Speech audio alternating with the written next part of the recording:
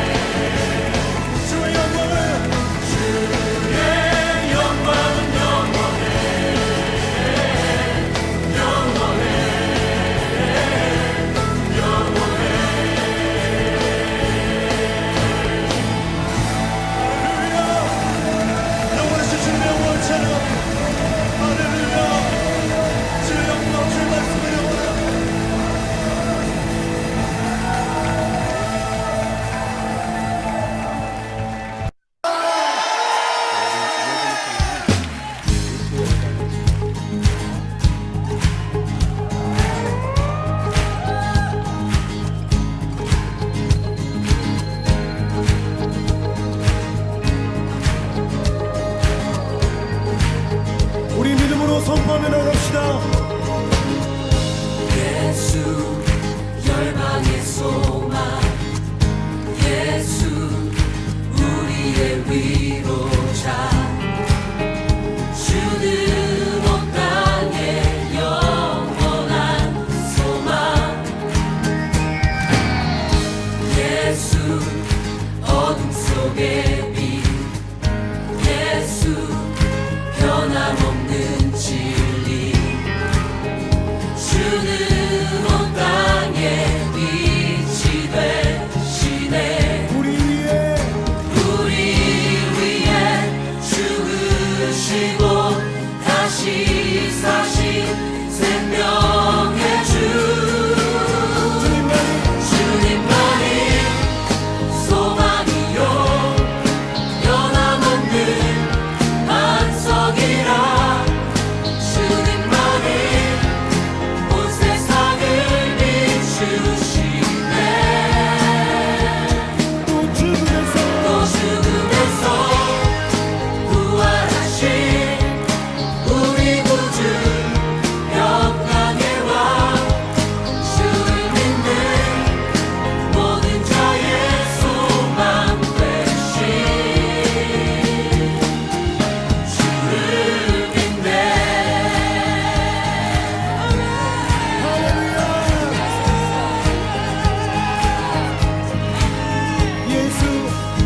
예수 열방의 소망 예수 우리의 위로자 주는 온 땅의 영원한 소망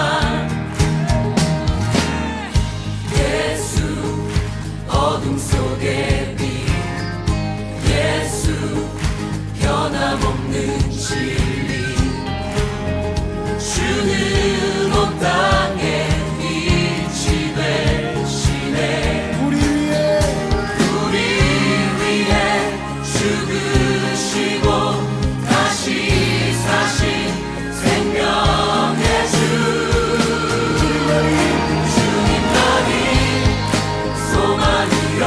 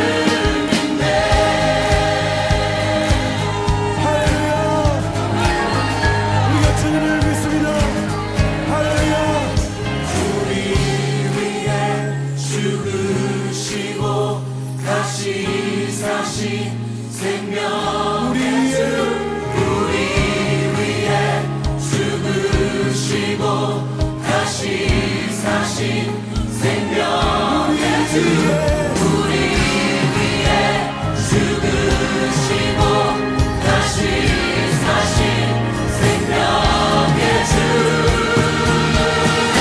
주님만이 소망이요 변함없는 반석이라 주님만이 온 세상을 비추시네 또 죽음에서 부활하신 우리 구주 영광의 왕 주를 믿는 모든 자의 소망 되신 주를 믿네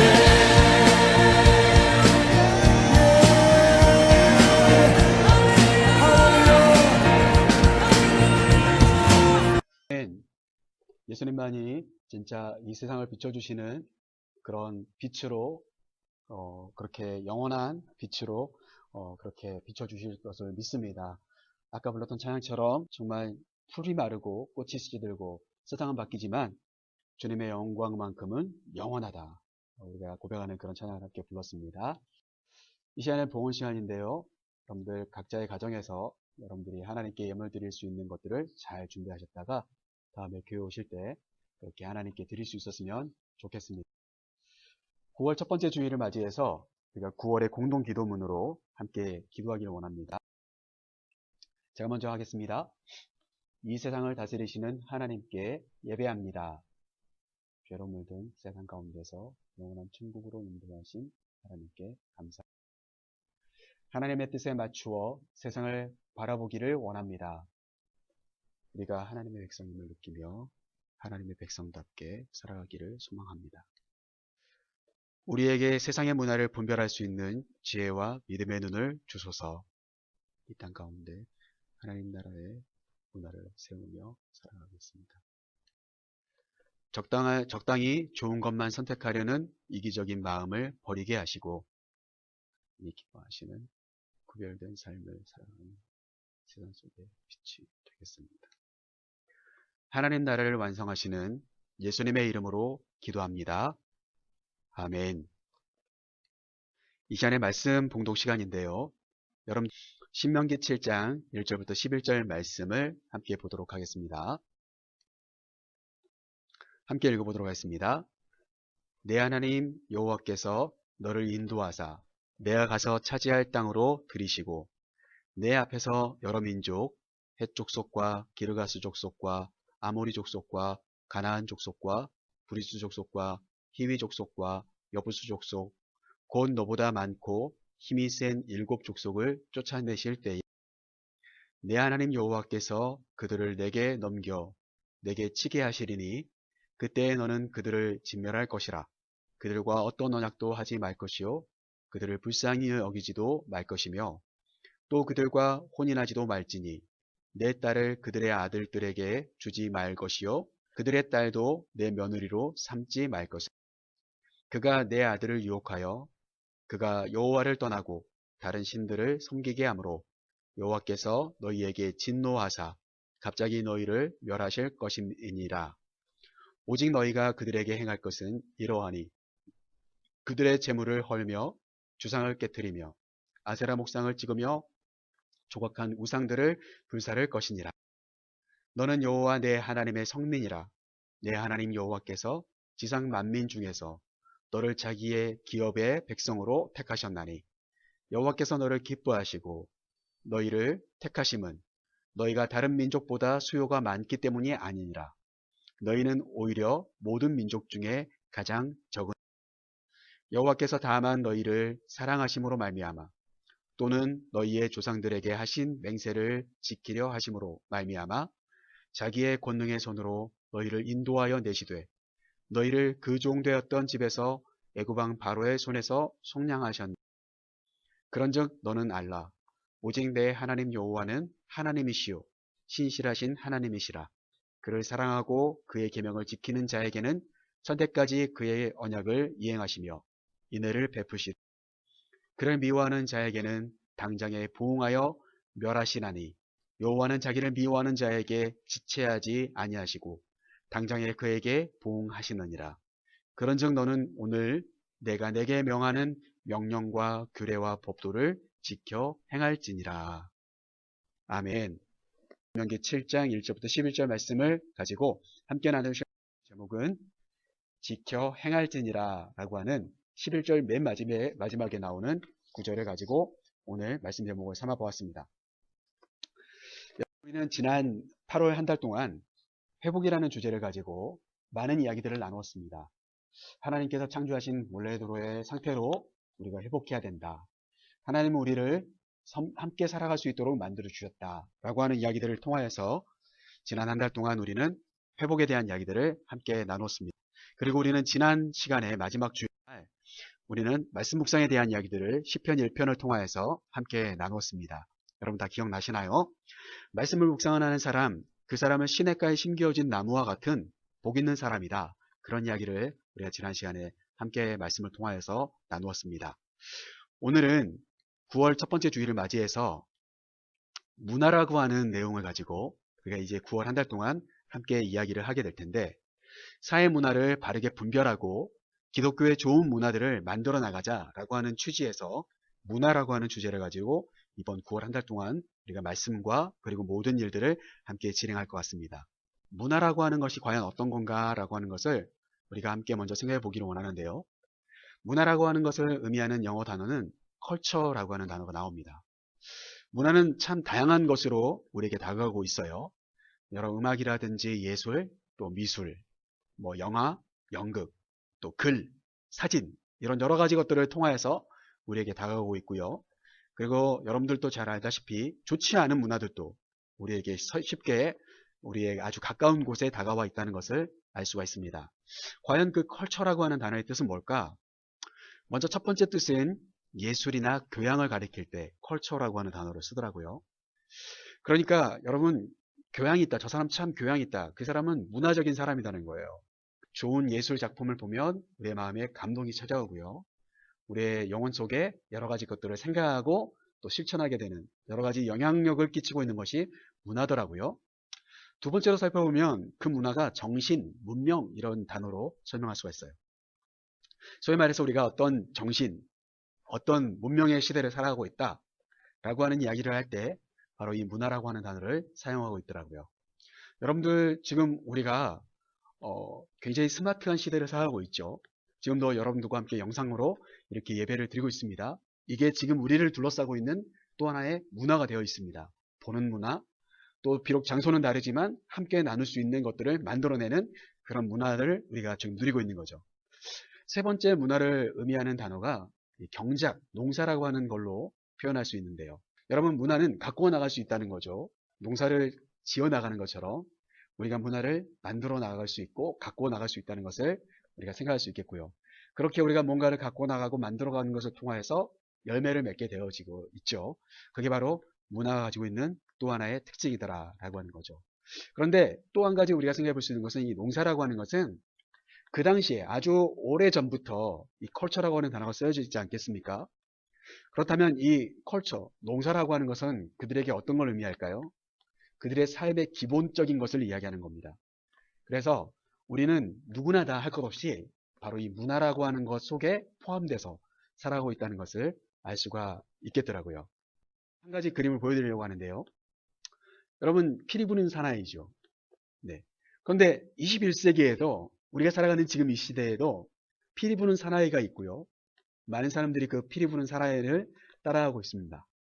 예지에 따라가고 있는 사람들의 모습을 보면 성별도 다양하고 또 연령층도 다양하고요. 하고 있는 직업군들도 다양한 것을 볼 수가 있어요. 그런데 그들은 함께 손에 휴대폰을 들고 있다는 공통점, 그렇죠? 태블릿 PC라든지 노트북이라든지 스마트폰을 들고 있다는 점. 그런데 오늘날에도 수많은 것들이 우리의 스마트폰, 또 태블릿 PC, 또 컴퓨터를 통해서 우리에게 쉽게 우리에게 전달되고 있는데 우리는 너무나도 당연하게 그것들을 따라하고 있습니다. 그 속에 나오는 여러 가지 영상, 그 속에서 이야기하는 내용들, 거기서 우리가 집중하면서 그것을 따라하려고 하고 그것을 따라해야 우리가 뒤처지지 않는다고 생각하면서 그렇게 살아가고 있다는 것을 알 수가 있죠. 여러분은 어떤 것을 따라하고 계시나요? 이번 한 달 동안 우리는 긍정적인 우리 기독교의 문화를 우리가 따라가는 자들로 세움받는 그런 시간들이 되었으면 좋겠습니다. 특별히 오늘 본문 말씀 신명기 7장 1절부터 11절 말씀을 이제부터 나누려고 하는데요. 묵상을 했던 것을 여러분에게 함께 공개하면서 시작해 보려고 합니다. 저는 2020년 9월 3일 목요일 저녁에 혼자 사무실에 남아있을 때 제가 이 말씀 묵상지를 가지고 묵상을 했습니다. 제목은 오늘 우리 설교의 제목 지켜 행할지니라 라고 제가 한번 붙여봤습니다. 여러분, 말씀의 묵상의 방법은 저도 똑같이 아무도 있지 않은 조용한 사무실에서 제가 소리낼 수 있었고 또 마음껏 기도할 수도 있는, 마음껏 소리내어서 말씀을 읽을 수 있는 그런 시간에 제가 말씀 묵상을 했어요. 그러면서 성령님께서 이 말씀을 통하여서 단지 설교를 준비하기 아니라 이 말씀을 함께 나눌 수 있는, 또 묵상하고 있는 우리 푸누이들에게도 성령의 충만함을 달라고 기도했고, 또 저에게도 동일하게 성령님께서 감동해 달라고 기도하면서 이 말씀을 하나하나 말씀 묵상의 순서대로 그렇게 말씀 묵상을 했습니다. 성경을 읽으면서 저는 3번에 걸쳐서 성경을 읽었는데요. 처음에는 소리내어서 성경을 읽었습니다. 그때는 어떤 표시도 하지 않았고 그저 소리내어서 집중하여서 천천히 말씀을 읽었어요. 여러분도 소리내어서 성경을 읽을 수 있다면 참 좋습니다. 먼저는 눈으로 바라볼 수 있고요. 그리고 입으로 이 성경 말씀을 읽을 수 있고요. 그리고 그 읽은 소리를 또 귀로 들을 수 있어서 아주 일석삼조입니다. 그렇게 한번 읽고 나서 두 번째 읽을 때는 소리내지 않고 조용히 다시 한번 바라보면서 두 번째 읽을 때는 빨간색 이렇게 줄 그어진 거나 이렇게 확인되시죠? 저는 두 번째 읽을 때 빨간색 볼펜을 들고 하나님에 대한 부분에 집중하면서 표시하면서 두 번째 말씀을 읽었습니다. 그러면서 여호와 하나님 이런 표현, 그리고 하나님께서 어떻게 하셨는지 그런 부분들을 체크하면서 성경을 두 번째 읽었고요. 세 번째로는 파란색 볼펜을 들고 이 말씀 속에서 나에게 어떤 걸 하라고 하시는지, 이스라엘 백성들에게 어떻게 하기를 원하시는지, 또 어떤 건 하지 말라고 하시는지 그런 부분에 집중하면서 세 번째 말씀을 읽으면서 표시하며 성경을 읽었습니다. 여러분, 여기 보시면은 그렇게 파란색 글씨도 파란색 줄도 여러분 보이시죠? 그렇게 말씀을 3번 읽고 그 다음에 부분은 바로 본문 배경 설명을 읽는 것이었습니다. 아무래도 이 말씀이 어떤 전과 후의 내용이 있는지를 알 수 있다면 이 본문 말씀을 더 잘 이해할 수 있다는 것이 정말 분명합니다.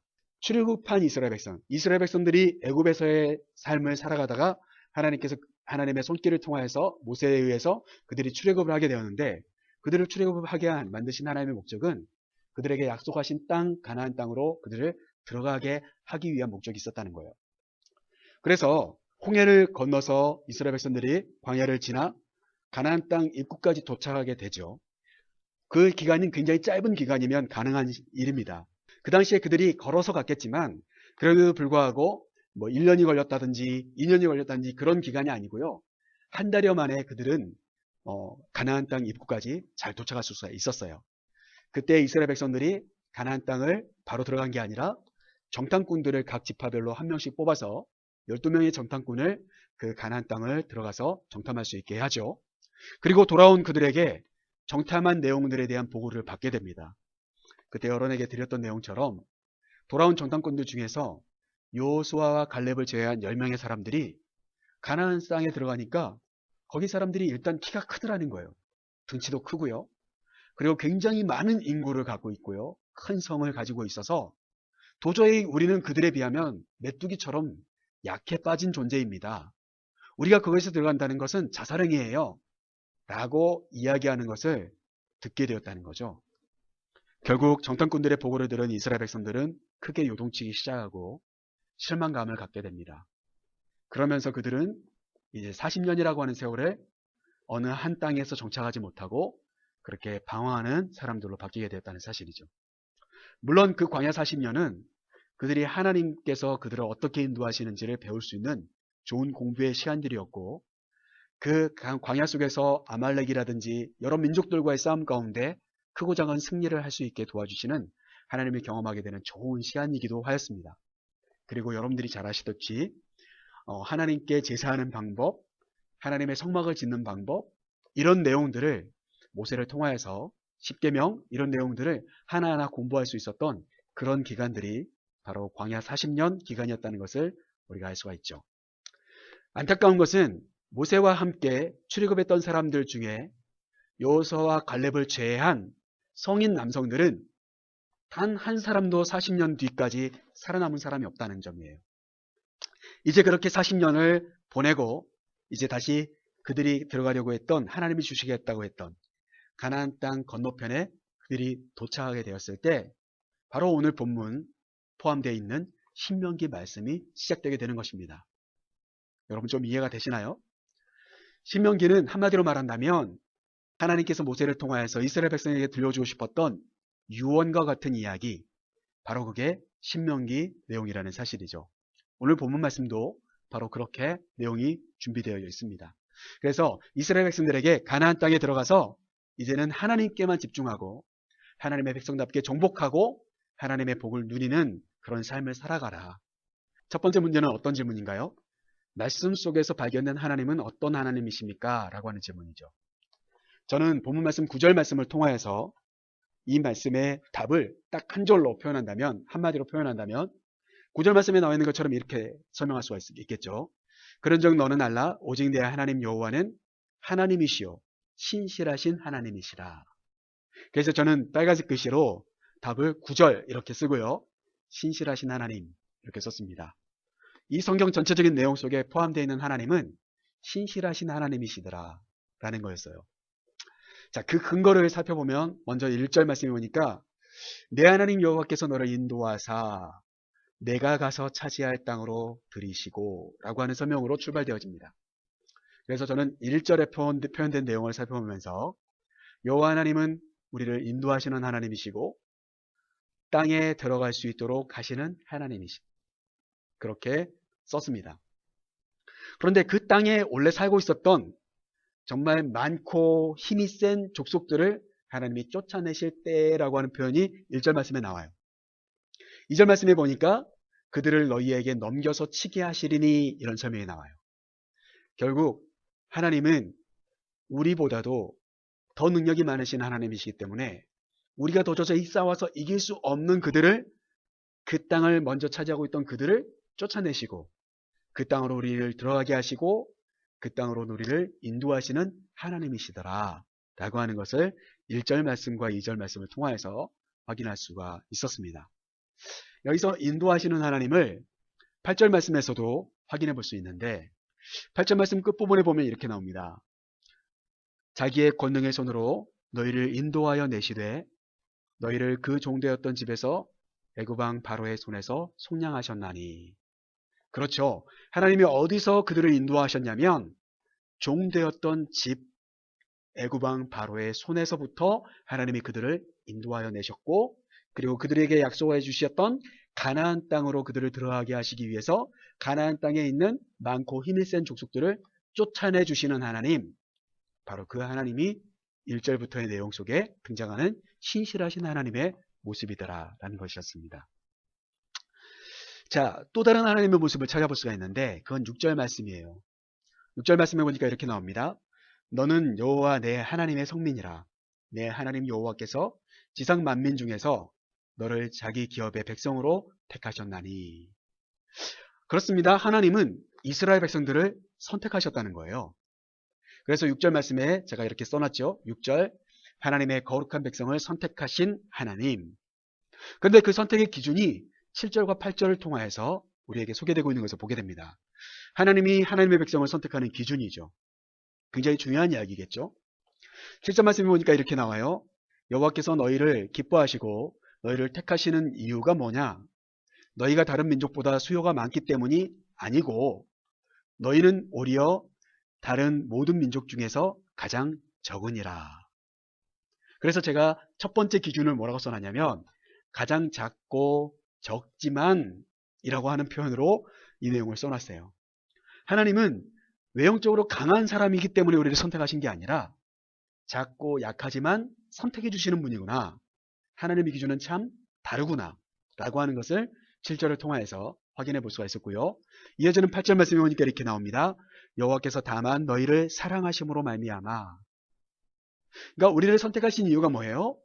우리를 단순히 하나님이 그냥 사랑해 주셨기 때문이라는 거예요. 작지만, 적지만, 나약하지만 하나님은 사랑해 주셨다. 그거보다 더 큰 사랑이 어디에 있겠어요? 그렇죠? 바로 그것이 하나님의 백성을 선택하는 기준이시더라. 이어지는 내용을 살펴보면 두 번째 기준이 나오는데, 그것은 이렇게 나올 수가 있습니다. 너희의 조상들에게 하신 맹세를 지키려 하심으로 말미암아 라고 하는 표현이에요. 8절 말씀 나오는 이야기죠. 결국 너희의 조상들과 약속했던 것을 지키기를 원하시는 하나님, 그 약속을 잊어버리시지 않는 하나님, 하나님의 말씀을 반드시 이루시는 하나님, 그러기에 그 하나님은 신실하신 하나님이시죠.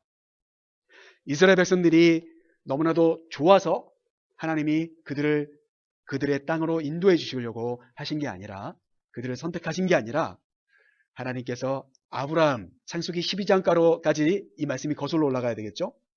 창세기 12장으로 거슬러 올라가면 아브라함을 부르시는 하나님의 모습이 나오는데, 너는 너의 본척 친척 아비의 집을 떠나서 내가 너에게 지시할 땅으로 가라 라고 말씀하시는, 내가 너에게 지시할 땅, 바로 그 땅이 가나안 땅이라는 것을 성경이 계속해서 이야기하고 있고, 아브라함의 아들 이삭, 그의 아들 야곱, 그의 아들들 12아들들에게 이 이야기들이 계속해서 이어지는 내용들이 창세기 말씀부터 계속해서 이어지는 말씀이라는 거예요. 그리고는 오늘 드디어 그들은 그 약속하신 말씀대로 이루시는 하나님을 경험하고 있다라고 하는 것을 이 말씀을 통해서 확인해 볼 수가 있다는 거죠. 여러분, 어제 했던 약속도 지키지 않을 때가 참 많잖아요. 그런데 하나님은 수백 년 전에 했던 약속을, 약 천여 년 전에 했던 약속을 하나님은 이행해 가고 계신다는 사실이에요.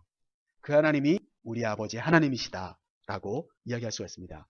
그래서 저는 이 말씀을 통해서 이렇게 적용할 수가 있습니다. 하나님은 신실하십니다. 겉모습으로 사람을 택하지 않으시고 오직 사랑과 언약의 말씀을 이루기 위해 하나님의 백성을 선택해 주시는 분입니다. 그 하나님 여러분 믿으십니까? 그러기에 그 하나님을 믿고 따라가는 자들은 복된 사람이라고 이야기하죠. 그래서 목사님은 첫째로 여러분과 함께 이렇게 다짐했으면 좋겠습니다. 함께 읽어볼까요? 시작. 하나님께 나를 선택하심을 감사합시다. 아멘. 하나님께서 저와 여러분을 선택하셨다는 사실만으로도 우리는 감사하지 않을 수가 없습니다. 우리가 하나님 때문에 함께 예배할 수 있고 하나님을 믿고 있는 사람이라는 것 자체만으로도 하나님께 감사할 수가 있다는 사실이에요. 바라는 저와 여러분을 비록 실패해도 나약해도 사랑으로 여전히 우리를 바라보시는 하나님 계신 것을 여러분 꼭 믿으시고 힘내시는 그런 한 주간의 삶이 되기를 간절히 축복합니다. 두 번째 문제를 한번 풀어보려고 하는데요. 두 번째 문제는 가나안의 족속들과 그들의 우상들을 적어보세요. 이런 질문입니다. 먼저 첫 번째 1절을 보니까요. 그 족속들의 이름이 나와 있어요. 헷 족속, 기르가스, 아모리, 가나안, 브리스, 히위, 여부스, 이렇게 7족속의 이름들이 나와 있습니다. 그들이 섬겼던 우상들은 자세하게 나온 부분들은 없지만 5절을 중심으로 살펴보면 제단이 있었고요. 소위 말해서 그들이 섬기고 있던 우상에게 제사를 지낼 때 사용했던 그런 단이 있다는 거예요. 그리고 주상들이 있었어요. 여기서 말하는 주상이라고 하는 것은 여러분 절에 가보면 우리가 청동이라든지 굴이나 이런 것들을 부어서 만든 상들이 있죠. 여러 가지 액체들을 부어서 틀을 만들고 거기에 액체를 부어서 굳혀서 만들어 놓은 상들이 있어요. 그게 바로 주상이라고 하는 거고요. 아세라, 목상 이런 표현이 나오죠. 아세라라고 하는 것은 그들이 섬기고 있는 신의 이름이고요. 목상은 말 그대로 나무를 깎아서 만든 그 아세라 신의 모습을 하고 있는 나무로 만든 우상을 가리키는 것입니다. 그리고 5절 말씀에 보니까 조각한 우상들이라고 하는 설명이 나와요. 돌이 되었든 나무가 되었든 조각해서 우상의 모습들을 깎아서 그것에 절하고 그것을 경배하던 사람들, 그것이 바로 이 가나안 땅을 차지하고 있었던 7족속들이 섬기고 있었던 우상들입니다. 여러분 여기서 부연 설명을 하면 이렇습니다. 가나안의 7족속들은요 다들 키가 크고요 2m가 넘어요. 3m에 육박한 아주 키가 큰 사람들이고요. 덩치도 큰 거인족들이었습니다. 그리고 그들은 굉장히 종족의 번식력이 굉장히 뛰어난 사람들이었어요. 그래서 굉장히 많은 자녀들을 낳고 살았습니다. 그들은 오랫동안 가나안 땅에서 농사를 지었고요. 그리고 갈릴리 바다에 어업을 즐기던 풍요로운 삶을 살아가던 사람들입니다. 그러면서 동시에 그들은요, 바알과 아세라 신을 섬기던 사람들이에요. 여러분, 바알과 아세라 신들을요, 찾아보면은 이 우상을 모습을 보면은요, 한 몸 안에 여성의 성기와 남성의 성기가 함께 존재하고 있습니다. 그리고 막 그 여성의 가슴이 한 6개씩 달려 있어요. 굉장히 기형적인 그런 형태를 하고 있는 우상들을 찾아볼 수가 있어요.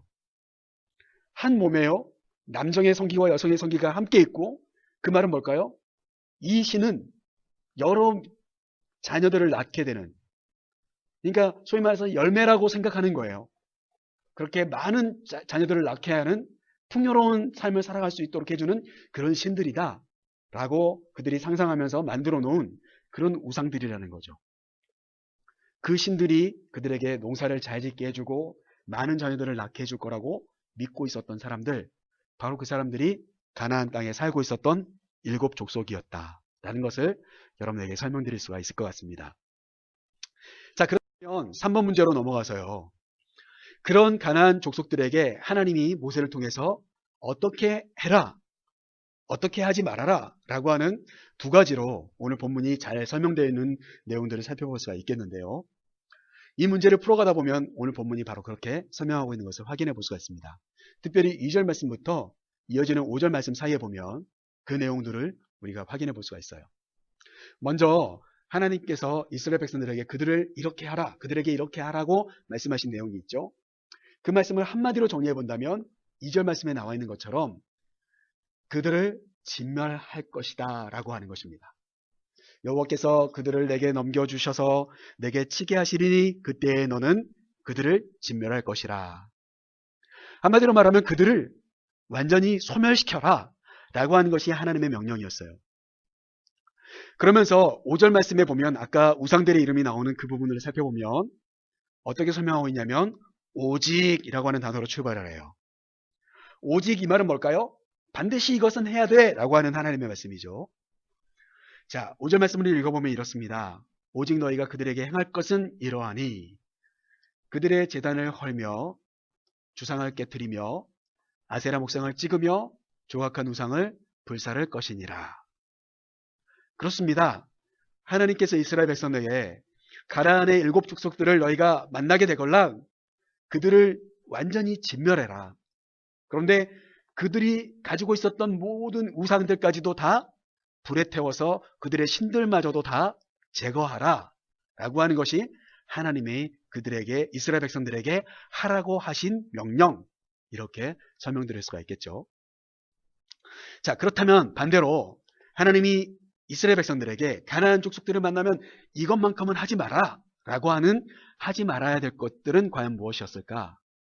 2절 말씀부터 3절 말씀을 통하여서 우리가 확인해 볼 수 있는 것은 한마디로 말한다면 그들과 섞이지 말아라 라고 하는 설명이라는 것을 알 수가 있습니다. 2절 말씀을 먼저 보시면 이렇게 나옵니다. 그들을 진멸할 것이라. 그들과 어떤 언약도 하지 말 것이요 그들을 불쌍히 여기지도 말 것이며. 그렇죠. 2절 말씀해 보니까요, 그들과 어떤 맹세나 어떤 약속을 하지 말라고 이야기하십니다. 그러면서 가나안의 7족속들을 불쌍히 여기지 말아라. 그들이 그 땅에서 쫓겨나는 것에 대해서, 너희의 손에 진멸당하는 것에 대해서 그들을 불쌍히 여기지 말아라. 그렇게 하나님이 말씀하신 거예요. 이어지는 3절 말씀해 보니까요, 그들과 혼인하지 말아라 라고 설명하고 있는 것을 보게 됩니다. 절대 너희의 딸들을 그들의 아들에게 주지 말고 그들의 딸도 너희의 며느리로 삼지 말아라. 그렇게 설명하고 있는 것이 3절 말씀에 나와 있는 내용이죠. 결국 너희의 자손들과 그들이 피가 섞이지 않도록 하라고 하나님 말씀하시는 거예요. 하나님은 이스라엘 백성과 가나안의 7족속들이 함께 섞이는 것을 하나님 원치 않으셨다라고 하는 것을 알 수가 있는 부분이죠. 자, 정리해보면 이렇습니다. 하나님은 그들을 진멸하라고 하십니다. 하나님께서 그들을 칠 수 있도록 이미 그들이 더욱더 강하지만 이스라엘 백성들을 하나님이 칠 수 있도록 넘겨주실 거라고 약속하십니다. 그러면서 이야기합니다. 그들과 절대 섞이지 말아라. 그런데 이렇게 말씀을 하지만 때때로 우리는 하나님의 말씀을 들으면서 뭐 이것 정도야 괜찮지 않겠어? 이런 생각을 할 때가 참 많죠. 아, 내가 좀 이것 정도는 해도 되지 않을까? 이건 참 좋은 것 같은데? 하나님이 이것까지도 하지 말라고 하면 어떻게 하지? 에이, 아니야. 이것 정도 해도 되겠지? 이렇게 생각하면서 살아갈 때가 참 많죠. 여러분, 우리가 삶을 살아가다 보면 여러분들 주변에 굉장히 이런 게 많죠, 사실은. 단란주점도 있고, 모텔도 있고, 뭐 타로점을 보는 타로 카페라든지, 코인 노래방이라든지, PC방, 게임방, 이런 게 너무너무 많아요, 사실은. 여러분, 이거 가지 말라고 여러분에게 말씀드리려고 하면, 여러분 이미 간 사람들도 많이 있을 거 아니겠어요? 적어도 뭐 코인 노래방이라도. 여러분, 우리가 삶을 살아가다 보면 주변에 에이 그냥 재미로 하는 거야. 뭐 이거 마음 두지 않으면 되지 라고 생각하고 다니는 경우들이 참 많아요. 그런데 목사님 때도요. 신문에 보면 뭐 이달의 행운 그래서 무슨 띠는 오늘 어떤 일들이 일어날 거다 이런 설명들이 나오는 것들을 볼 수가 있었거든요. 가끔은 목사님도 재미삼아 볼 때도 있었어요. 그런데 그것에 마음이 끌리면요. 정말 내가 오늘 이런 일을 당하게 될까? 이런 생각을 하면서 조마조마하면서 살아가게 되죠. 어떨 때는 정말 그렇게 됐네? 이렇게 할 때도 있어요. 우리는 적어도 그런 삶을 살아가는 사람들이 아닙니다. 사주나 팔자나 뭐 어떤 궁합이나 타로점을 통해서 우리의 인생이 좌우돼서는 안 된다는 거예요. 바다가 썩지 않는 이유는 천문율로 따졌을 때 35% 정도 되어지는 그 소금기 때문에 바다가 썩지 않는다고 해요. 결국 여러분 이 시대를 살아가는 우리 푸른이들만이라도 목사님이라도 또 우리 선생님들만이라도 우리의 마음 가운데 남들이 흔히 쉽게 가는 그들의 기쁨과 스트레스 해소하기 위해서 가는 건데 뭐 어때? 이 정도는 괜찮겠지? 라고 하는 그런 모든 행동들을 우리는 절제할 수 있는 그런 삶을 살아가야 됩니다. 오늘 하나님은 그들과 섞이지 말라고 이야기합니다. 세상의 문화, 세상의 쾌락, 세상의 즐거움에 우리가 노출되어 있어요. 그런데 그것들을 뭐 이것 정도야 라고 생각하면서 우리가 쉽게 생각하는 것들을 하나님은 절대 하지 말라고 말씀하고 있는 것을 살펴볼 수 있다는 거예요. 자, 그래서 둘째로 한번 읽어볼까요? 시작. 하나님의 말씀대로 할 건 하고 끊을 것은 끊어야 합니다. 아멘. 여러분 정말 우리가 하나님의 말씀을 기준을 가지고 하나님이 하라고 하시는 것은 잘하고 하나님이 하지 말라고 하는 것을 정말 과감하게 끊을 수 있는 그런 결단력 있는 삶을 살아가지 않으면 우리도 너무나도 쉽게 우리의 모든 문화 가운데 쉽게 섞이게 된다라고 하는 거예요. 자, 그것이 얼마나 무서운지를 우리가 그 다음 문제를 통해서 확인해 볼 수가 있는데 4번 문제를 이렇습니다. 하나님께서 가나안 족속들과 함께 섞이지 않기를 원하시는 이유는 무엇인가요? 라고 하는 질문이죠. 답에 대한 내용은 4절 말씀을 중심으로 살펴볼 수가 있는데 4절에 보니까 이렇게 나와요. 그가 내 아들을 유혹하여 그가 여호와를 떠나고 다른 신들을 섬기게 함으로 여호와께서 너희에게 진노하사 갑자기 너희를 멸하실 것임이니라. 여러분, 그들과 너희의 자녀들이 결혼하게 된다면 결국 시간이 흐르면서 너희의 자녀들이 유혹을 받아서 너희 자녀들의 마음속에 있었던 하나님도 그들이 믿고 있는 신들과 함께 겸하여 섬기게 될 것이다. 결국 내가 하나님을 섬기듯이 아세라에게도 바알에게도 함께 섬기면 얼마나 좋겠어. 많은 신들이 우리를 도와주면 얼마나 좋겠어라고 하나님밖에 없어야 될 이스라엘 백성들에게 다양한 신들이 있다는 것을 인정하면서 동시에 다른 신들에게도 능력이 있다는 것을 인정하게 되는 서서히 하나님과 거리가 멀어지면서 하나님을 떠나게 되는 그런 유혹이 그들의 삶 가운데 다가올 거라고 하는 것을 모세를 통하여서 하나님께서 이스라엘 백성들에게 들려주고 있다는 사실이에요. 결국은 어떻습니까? 하나님의 심판이 찾아오게 될 것이다 라고 하는 이야기가 이어지게 되죠. 정말 여러분이 성경을 계속 읽다 보면은요, 모세가 말한 것처럼 잘 간직하지 못하고 이스라엘 백성들이 그만 가나안 땅을 정복하다가요, 그곳에서 그들이 속해 있었던 그 땅에 속해 있었던 가나안 족속 중에 어떠한 족속들이 그들이 마치 멀리서 온 것처럼 꾸미고 이스라엘 백성들에게 화친을 맺기를 요청하자 이스라엘 백성들이 그들이 멀리서 온 건 줄로 알고 착각하고 그만 속아서 화친을 맺게 됩니다. 언약을 하게 된 거예요. 나중에 보니까요, 그들이 가나안 족속이었고, 그리고 그들이 머리를 써서 장깨를 부려서 이스라엘 백성들을 속여가지고 그들과 화친을 맺게 되었다는 것을 나중에 알게 됩니다. 결국 가나안 땅을 이스라엘 백성들이 다 정복하였고, 그들이 그 땅에서 풍성한 삶을 살아가고는 있었겠지만, 결국 그 땅에 진멸되지 않고 남아있었던 가나안 족속들과 혼인하게 되어지고, 그들이 섬기던 우상들을 섬기게 되면서 하나님을 떠나게 되는 민족으로 바뀌게 되어져요. 결국 우리가 잘 알듯이 북왕국 이스라엘은 아수르에 의해서, 또 남왕국 유다는 바벨론에 의해서 멸망당하게 되는 그런 안타까운 이야기들이 성경에 기록된 것을 우리가 찾아볼 수가 있습니다. 사랑하는 우리 푸른이들, 저와 여러분의 삶에도 어떤 것이 우리를 유익하게 하는지 우리는 지금 잘 알지 못해요.